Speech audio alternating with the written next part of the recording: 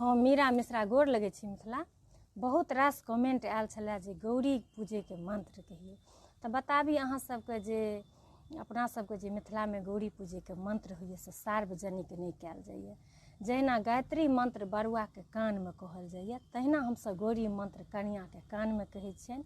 तऽ ताहि दुआरे जिनका गौरी मंत्र चाही से हमरा पर्सनल मैसेज कऽ सकै छी, मैसेंजर पर कऽ सकै छी, इंस्टाग्राम पर कऽ सकै छी।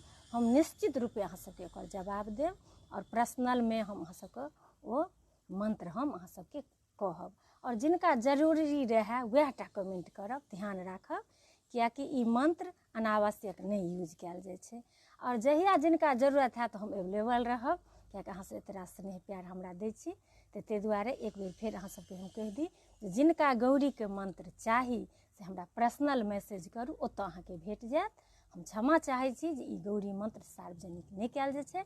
किछु अपना मिथिलाके रूल रेगुलेशन छै जकरा हमरा सबके फॉलो करबाक छै। ताहि दुआरे हम एहिसँ क्षमा प्रार्थी छी जे अहाँ सबके गौरीके मंत्र हम सार्वजनिक रूपसँ नहीं दऽ सकै छी। तऽ सब गोटाके बहुत बहुत हम पाबनिके शुभकामना दै छी। सब भरल पुरल रहू, अहिना हमरा फरमाइश करैत रहू।